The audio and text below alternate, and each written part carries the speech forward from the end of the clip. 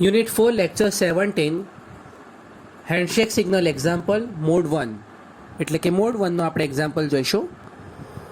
આપણે અહીં port title છે કે find the port address control word and status word in diagram. અહીં mode 1 handshake mode input output તરીકે એક એક્ઝામ્પલ આપણે સમજીએ. આ બેઝિક આપણી પ્રોસેસ છે. તમે જોઈ શકો છો કે આ 8255નું બેઝિક અરેન્જમેન્ટ છે. ડાયાગ્રામ તમને ખબર છે, ચિપ સિલેક્ટ A1 A2 અને D0 to D7 data bus છે અને ફર્ધર સિગ્નલ્સ છે જે 8085 સાથે સંલગ્ન છે. અને આ કીબોર્ડ છે, એક કીબોર્ડ છે. કીબોર્ડને આપણે પેરિફેરલ તરીકે લઈએ, એટલે કે આ તરફ તમે જોઈ શકો છો કીબોર્ડમાંથી ઇનપુટ મળશે. એટલે કે આ પોર્ટ અહીં ઇનપુટ પોર્ટ તરીકે વ્યાખ્યાયિત કરીશું આપણે. આ ઇનપુટ પોર્ટ વ્યાખ્યાયિત થશે અને અહીં જેના સિગ્નલ છે ઇનપુટ પોર્ટના આપણને ખબર છે કે સ્ટ્રોપ સિગ્નલ છે. જ્યારે કીબોર્ડમાંથી કી પ્રેસ કરીશું ત્યારે સ્ટ્રોપ જનરેટ થશે. એ દરમિયાન જો ડેટા અંદર સ્ટોર થશે તો એ દરમિયાન ઇનપુટ બફર ફૂલ થશે. જ્યાં સુધી આપણે પ્રેસ કરેલી કીનો ડેટા પ્રોસેસ ના થઈ જાય ત્યાં સુધી ઇનપુટ બફર ફૂલ રહેશે. અને આના જવાબમાં 8255ને ઇન્ટરપ્ટ આપીશું આપણે કે 8085ને ઇન્ટરપ્ટ સિગ્નલ આપીશું કે હવે કીબોર્ડે ઇનપુટ આપેલ છે એટલે ફર્ધર પ્રોસેસ કરો. તો 8085 એના પ્રોગ્રામિંગ થ્રુ પ્રોસેસ કરશે અને આઉટપુટ ડિવાઇસને આઉટપુટ પોર્ટમાં ડેટા ટ્રાન્સફર કરશે. એટલે આ આઉટપુટ પોર્ટમાં ડેટા છે પ્રિન્ટર.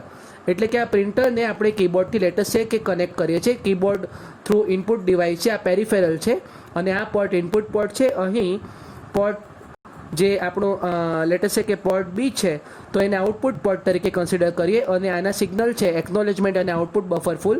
આ લખાઈ ગયેલો ડેટા જે કીમાં છે, આ લખાઈ ગયેલો ડેટા જ્યાં સુધી એક્ઝિક્યુટ ના થાય ત્યાં સુધી OBF હાઈ નહીં થાય અને એકનોલેજમેન્ટ સિગ્નલ મળશે કે આગળનો ડેટા પ્રોસેસ કરે જ્યારે આ ડેટા એક્ઝિક્યુટ થઈ જાય પછી. તો સંપૂર્ણ પ્રોસેસ છે સિમ્પલ. આપણે કહીએ કીબોર્ડમાં એક કી પ્રેસ કરવામાં આવી. આ કી પ્રેસ કરવાથી સિગ્નલના આપલે થઈ જે પોર્ટ સીના બિટ્સ છે એ સિગ્નલની આપલે થ્રુ તમારું 8085 એક્ટિવ થયું, ઇન્ટરપ્ટ એને મળ્યું અને આ ઇન્ટરપ્ટ થ્રુ તમારી ફર્ધર પ્રોસેસ આગળ થઈ. 8085એ પ્રોસેસ કરી અને જે આઉટપુટ પોર્ટ છે તમારું પોર્ટ બી, એ પોર્ટમાં ડેટા અવેલેબલ થયો. કીબોર્ડના પ્રેસ કરવાથી આઉટપુટ પોર્ટમાં ડેટા અવેલેબલ થયો અને આઉટપુટ પોર્ટમાં ડેટા એક્ઝિક્યુટ થાય છે પ્રિન્ટર થ્રુ. તો આ રીતે આપણે એક પોર્ટ ઇનપુટ પોર્ટ તરીકે વ્યાખ્યાયિત કર્યો છે અને એક પોર્ટ છે આઉટપુટ પોર્ટ તરીકે વ્યાખ્યાયિત કર્યું છે. તો આપણે અહીં એડ્રેસનું પોર્ટનું એડ્રેસ નક્કી કઈ રીતે કરવું, કંટ્રોલ વર્ડ કઈ રીતે લખવું અને સ્ટેટસ વર્ડ કઈ રીતે લખવું એ આપણે સમજવાનો પ્રયાસ કરીશું. તો પોર્ટના એડ્રેસની વાત કરીએ તો એ તો આપણને બિલકુલ ખ્યાલ છે, બેઝિક છે કે આ છે A2 to A7 છે, ચિપ સિલેક્ટ માટે છે. અને આ બે પિન છે A1 A0, એના ડેટા પરથી તમે પોર્ટનું એડ્રેસ નક્કી કરી શકશો. FC એટલે પોર્ટ A, FD એટલે પોર્ટ B, FE એટલે પોર્ટ C અને 11 એટલે કે FF એટલે કંટ્રોલ રજિસ્ટર. તો આ પોર્ટના એડ્રેસ છે જે આપણને ખબર છે. આની આગળ આપણે 2-3 સેશનમાં ચર્ચા થયેલી છે એટલે અહીં વધારે ચર્ચા કરવાની રહેતી નથી. એટલે કે આ લખવાથી પર્ટિક્યુલર પોર્ટને આઉટપુટ મળશે. કંટ્રોલ વર્ડની વાત કરીએ કે આપણે પોર્ટ એને ઇનપુટ તરીકે લીધું છે અને પોર્ટ બીને આઉટપુટ તરીકે લીધું છે. તો કંટ્રોલ વર્ડ માટે D0 છે આપણે 0 લખીએ કારણ કે પોર્ટ C લોઅર આપણે યુઝ કર્યું નથી. D1 છે પોર્ટ બી છે આઉટપુટ પોર્ટમાં છે એટલે 0 લખ્યા. આમાં 1 લખ્યા કારણ કે મોડ 1 છે, પોર્ટ બી મોડ 1 છે. તો આ આપણે ગ્રુપ બી પૂરું થયું. હવે ગ્રુપ એની વાત કરીએ તો પોર્ટ C અપર આપણે યુઝ હાલ નથી કરી, માત્ર પ્રિન્ટર અને કીબોર્ડ જ કનેક્ટેડ છે જે પોર્ટ અને પોર્ટ બીમાં છે. પોર્ટ C સાથે કોઈ કનેક્શન કરેલ નથી, અહીં 0 લખેલ છે. અને D4 છે અહીં 1 છે એટલે કે આ છે પોર્ટ A ઇનપુટ તરીકે વ્યાખ્યાયિત કરેલ છે અને 01 એટલે કે મોડ 1 પોર્ટ A. અને D7 બીટ આપણને ખ્યાલ છે કે ઇટ ઇઝ 1 કારણ કે આપણે ઇનપુટ આઉટપુટ મોડ વિશે વાત કરીએ છીએ. તો આ થયું કંટ્રોલ વર્ડ. અને આનું જે ટોટલ છે આને હેક્સ કન્વર્ઝન કરીએ 10110100 તો B4H છે. એટલે આ કંટ્રોલ વર્ડ લખવાથી આ પ્રોસેસ છે એક્ઝિક્યુટ થશે અને આ પ્રમાણેના પોર્ટ સેટ થશે. પોર્ટ એ ઇનપુટ તરીકે, પોર્ટ બી આઉટપુટ તરીકે અને A અને B બંને મોડ 1માં હેન્ડશેક મોડમાં કાર્ય કરશે. અને ત્રીજું છે કે મારે INTA એ સેટ કરવું છે તો શું કરવું, તો આપણે પોર્ટ સી માટે આગળ જોઈ ગયા છે.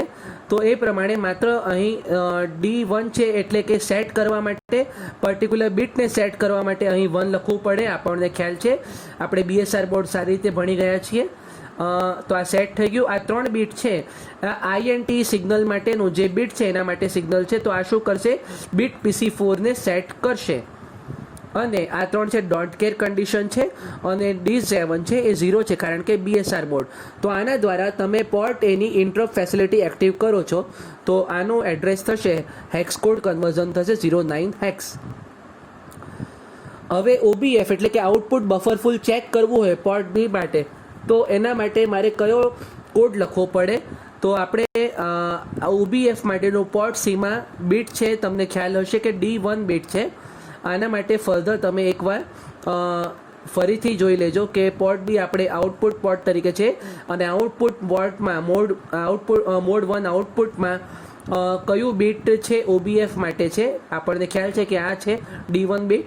તો આપણે આને કન્વર્ટ કરીએ, બાકી બધા 0 ગણીએ અને 1 ગણીએ તો આ 02 થાય. આને માસ્ક બાઇટ એટલે કહે છે કે આપણે આ ડેટા લોડ કરીએ તો આની કન્ડિશન ખબર પડે. આ બીટ આપણને ખબર નથી કે આ બીટ 0 છે કે 1, તો આને માસ્ક બાઇટ કહીએ છીએ.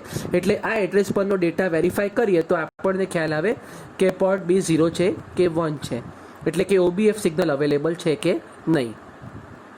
Thank you and keep learning.